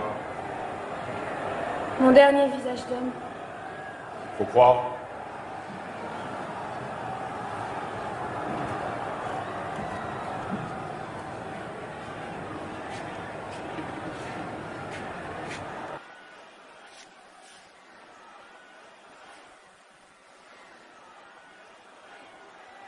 Je te regarde. Ça va? C'est toi qui m'as arrêté tout à l'heure. Oui, c'est moi. Qui m'a fait mal. Tu n'avais pas besoin de me faire mal. Est-ce que j'avais l'air de vouloir me sauver? Allez, pas d'histoire. Si ce n'était pas vous, c'était moi qui y passais. Tu as quel âge? 39 ans. Tu as des enfants? Oui. 2. Tu les aimes? Ça ne vous regarde pas? Il y a longtemps que vous êtes garde?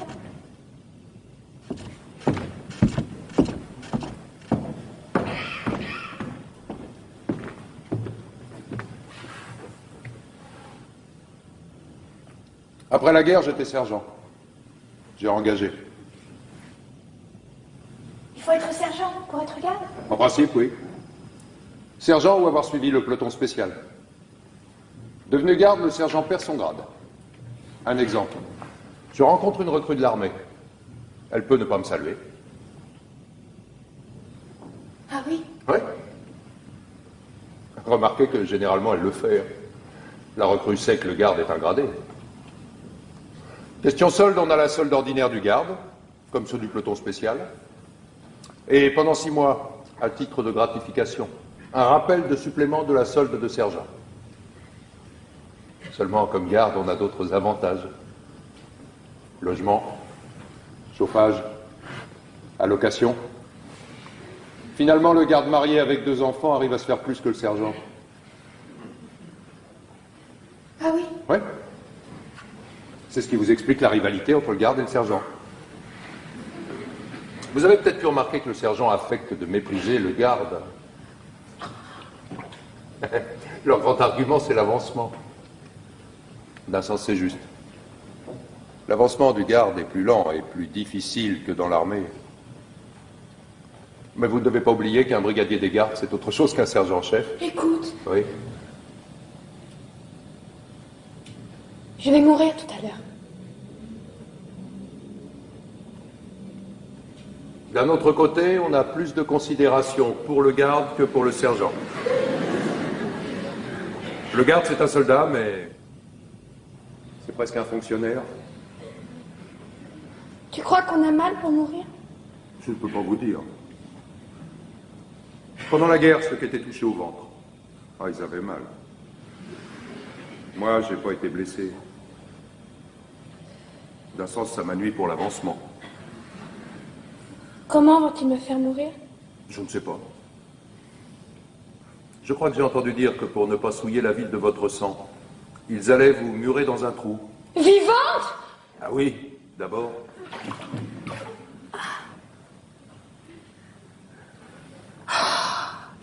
Oh, tombeau. Oh, lit nuptial. Oh, ma demeure souterraine. Toute seule.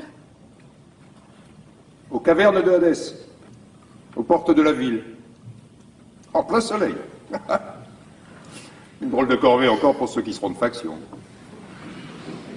Il avait d'abord été question d'y mettre l'armée, mais aux dernières nouvelles, il paraît que c'est encore la garde qui fournira les piquets. Elle a bon dos, la garde. Étonnez-vous après ça qu'il existe une jalousie entre le garde et le sergent? 2 bêtes. Quoi de bête? Des bêtes se serraient l'une contre l'autre pour se faire chaud. Je suis toute seule. Si vous avez besoin de quelque chose, c'est différent, je peux appeler. Non. Je voudrais juste que tu remettes une lettre à quelqu'un quand je serai morte. Comment ça, une lettre? Une lettre que j'écrirai. Ah, ça non, pas d'histoire, une lettre, comme vous y allez, vous. Je risquerais gros, moi, ce petit jeu-là. Je te donnerai cet anneau si tu acceptes. C'est de l'or? Oui, c'est de l'or. Vous comprenez, moi, si on me fouille, c'est le conseil de guerre. Ça vous est égal, vous. Ce que je peux, si vous voulez, c'est écrire sur mon carnet ce que vous auriez voulu dire. Après, j'arracherai la page. Mon écriture, c'est pas pareil. Ton écriture? C'est trop laid, tout cela. Tout est trop laid. Vous savez, si vous ne voulez pas, moi... Si! Garde la bague et écris, mais fais vite, j'ai peur que nous n'ayons plus le temps. Écris. Mon chéri. C'est pour votre bon ami. Mon chéri. J'ai voulu mourir. Et tu ne vas peut-être plus m'aimer. Mon chéri, j'ai voulu mourir et tu ne vas peut-être plus m'aimer. Et Créon avait raison. C'est terrible. Maintenant, à côté de cet homme, je ne sais plus pourquoi je meurs. J'ai peur. Et Crayon avait raison. Oh, Aimant, notre petit garçon. Je le comprends seulement maintenant combien c'était simple de vivre. Dites, vous allez trop vite, comment voulez-vous que j'écrive? Il faut le temps tout de même.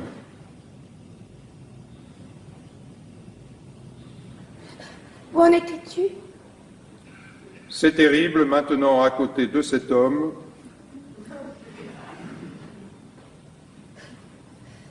Je ne sais plus pourquoi je meurs. Je ne sais plus pourquoi je meurs. On ne sait jamais pourquoi on meurt. J'ai peur. Non. Raye tout cela. Il vaut mieux que jamais personne ne le sache. C'est comme si il devait me voir nue et me toucher quand je serais morte. Mais seulement... Pardon.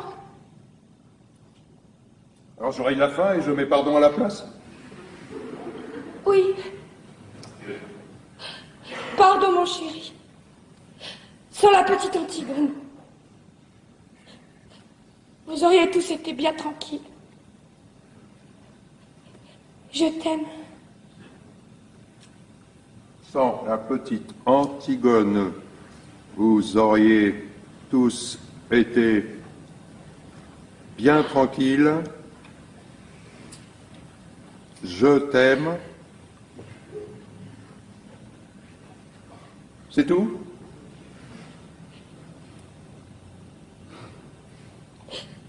Oui, c'est tout. C'est une drôle de lettre.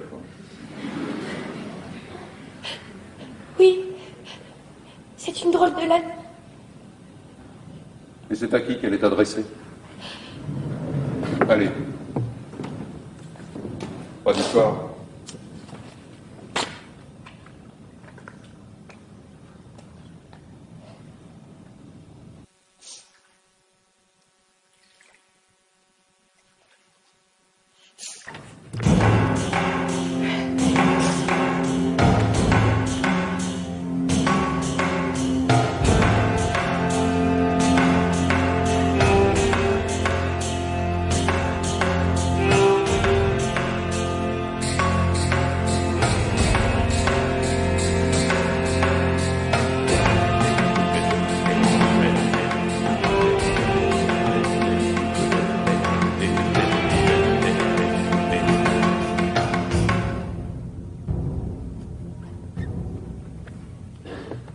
Là, c'est fini pour Antigone.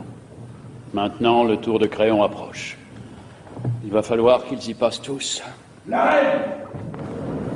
Où est la reine? Que lui veux-tu? Qu'as-tu à lui apprendre? Une terrible nouvelle. On venait de jeter Antigone dans son trou. On n'avait pas encore fini de rouler les derniers blocs de pierre lorsque Crayon et tous ceux qui l'entourent entendent des plaintes qui sortent soudain du tombeau.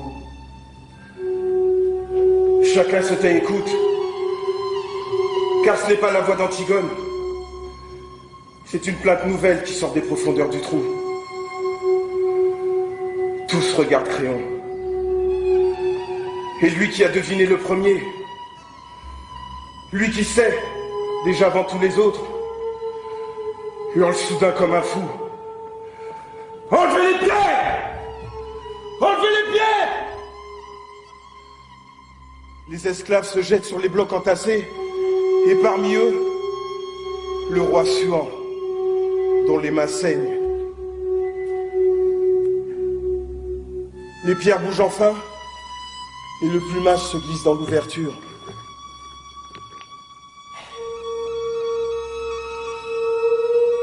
Antigone est au fond de la tombe, pendue au fil de sa ceinture. Des fils bleus, des fils verts, des fils rouges, qui lui font comme un collier d'enfant. Et Aimant à genoux, qui la tient dans ses bras, et gémit, le visage enfoui dans sa robe. On bouge un bloc encore et Crayon peut enfin descendre. On voit ses cheveux gris dans l'ombre au fond du trou. Il essaie de relever Aimant. Il le supplie. Aimon ne l'entend pas.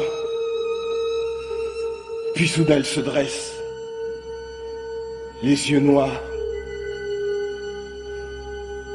Et il n'a jamais tant ressemblé au petit garçon d'autrefois. Il regarde son père, sans rien dire. Une minute. Et tout à coup, il lui crache au visage et tire son épée. Créon bondit hors de portée. Alors il le regarde avec ses yeux d'enfant, lourds de mépris. Et Créon ne peut éviter ce regard, comme la lame. Aimon regarde ce vieil homme tremblant à l'autre bout de la caverne. Et sans rien dire, il se plonge l'épée dans le ventre et il s'éteint à côté d'Antigone, l'embrassant dans une immense flaque rouge.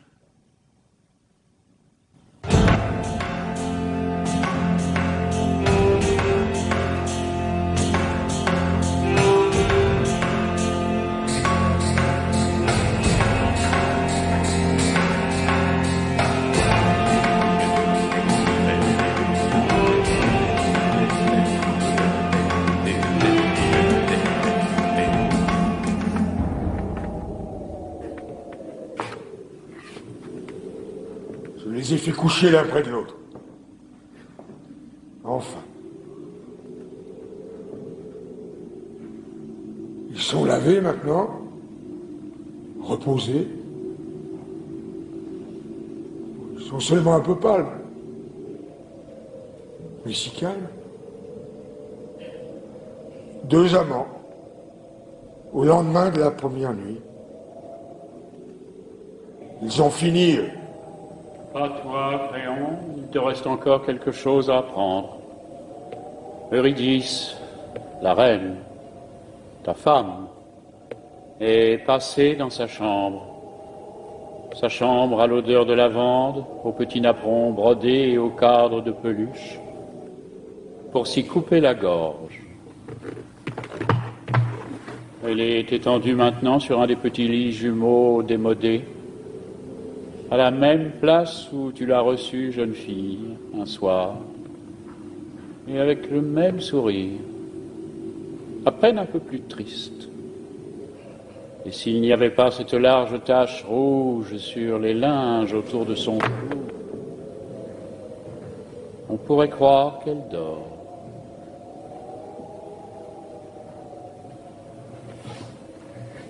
Elle aussi.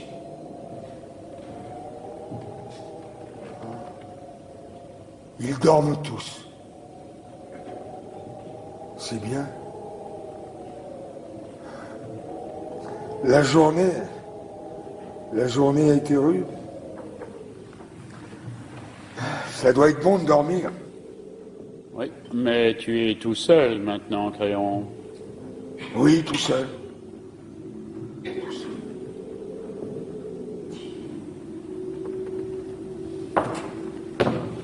Monsieur,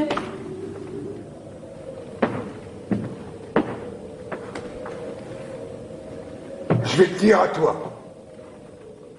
Ils ne savent pas les autres. On est là, devant l'ouvrage. On peut tout de même pas se croiser les bras.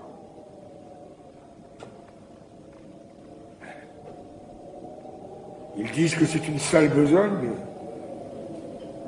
si on la fait pas, qui la fera? je ne sais pas, monsieur.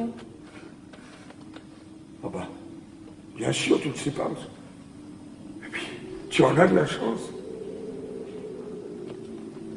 Ce qu'il faudrait, c'est de jamais savoir.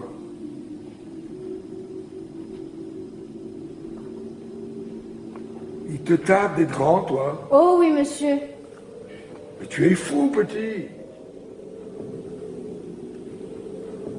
Il faudrait ne jamais devenir grand.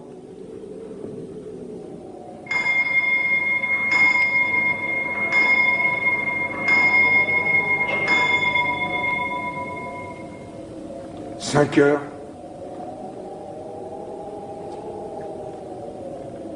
Qu'est-ce que nous avons aujourd'hui, à 5 heures? Conseil, monsieur. Un conseil?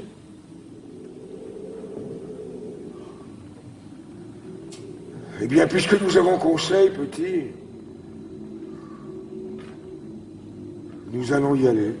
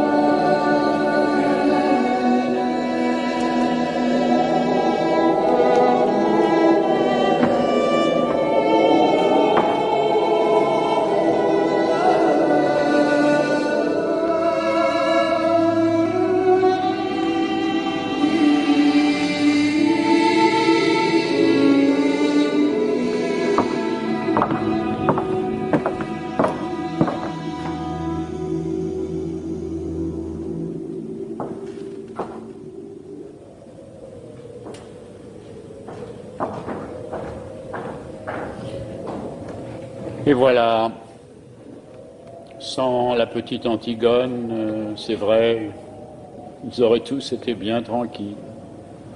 Mais maintenant c'est fini. Ils sont tout de même tranquilles. Tous ceux qui avaient à mourir sont morts. Ceux qui croyaient une chose, et puis ceux qui croyaient le contraire, et même ceux qui ne croyaient rien, et qui se sont trouvés pris dans l'histoire sans y rien comprendre. Morts, pareils, tous, bien raides, bien inutiles, bien pourris. Et ceux qui vivent encore vont commencer tout doucement à les oublier et à confondre leurs noms.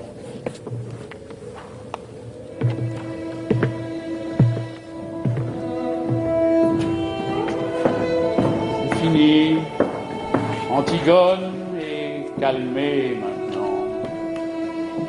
Nous ne saurons jamais de quelle fièvre son devoir lui est remis. Un grand apaisement triste tombe sur Thèbes et sur le palais vide où Créon va commencer à attendre la mort.